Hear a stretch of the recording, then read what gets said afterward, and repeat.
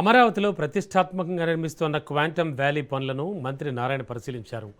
ఏపీను quantum టెక్నాలజీకి knowledge హబ్గా అభివృద్ధి చేయాలనే లక్ష్యంతో ఈ ప్రాజెక్టు చేపట్టినట్లు మంత్రి తెలిపారు. ఐబీఎం, టీసీఎస్ వంటి సంస్థల భాగస్వామ్యంతో క్వాంటమ్ ల్యాబ్ను ఏర్పాటు చేస్తున్నట్లు వెల్లడించారు. సుమారు 45,216 చదరపు అడుగుల విస్తీర్ణంలో నిర్మిస్తోన్న ఈ భవనం ప్రధాన పనులు దాదాపుగా పూర్తయ్యాయని, డిసెంబర్ చివరి నాటికి భవన నిర్మాణాన్ని పూర్తి చేయాలని లక్ష్యంగా పెట్టుకున్నట్లు తెలిపారు. క్వాంటమ్ చిప్లను అత్యంత తక్కువ ఉష్ణోగ్రతల వద్ద పనిచేయించేందుకు ప్రత్యేక క్రయోజెనిక్ సాంకేతికతను, ల్యాబ్లో శబ్ద ప్రభావం లేకుండా రూమ్ విత్ ఇన్ రూమ్ డిజైన్లను ఏర్పాటు చేస్తున్నట్లు మంత్రి వెల్లడించారు.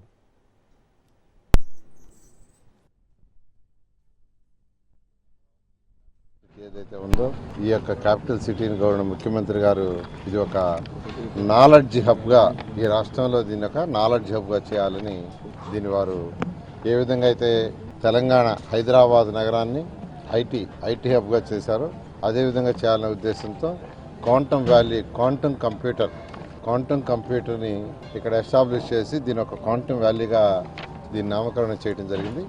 ఆ ఉద్దేశంతో ఏదైతే క్వాంటమ్ వ్యాలీ మిషన్ని ఏర్పాటు చేయబోతున్నారో అటు ఐబీఎం వాళ్ళు, టీసీఎస్ వీళ్ళందరూ కలిసి దానికి సంబంధించి బిల్డింగు 45,216 చదరపు అడుగుల్లో బిల్డింగ్ ఎంతో వేగవంతంగా కన్స్ట్రక్షన్ జరుగుతుంది. మేజర్ స్ట్రక్చర్లో మేజర్ పార్ట్ కంప్లీట్ చేశారు. అయితే ఈ బిల్డింగ్లో కొన్ని స్పెషాలిటీస్ ఉన్నాయి. అదేంటంటే ఈ క్వాంటమ్ ల్యాబ్ ఫ్లోర్ ఏదైతే ఉందో దానికి యాక్చువల్గా రూమ్ విత్ ఇన్ రూమ్ అనే ఒక కాన్సెప్ట్ యాక్చువల్గా ఈ బిల్డింగ్ని డిజైన్ చేయడం జరిగింది. అదేవిధంగా భూమి నుంచి వెలువడే సిస్మిక్ శబ్దాలు, పరిసర ప్రాంతాల్లో వచ్చే ట్రాఫిక్ శబ్దాలను తాకకుండా జర్మన్ టెక్నాలజీతో యాక్చువల్గా దీన్ని రూపొందిస్తున్నారు.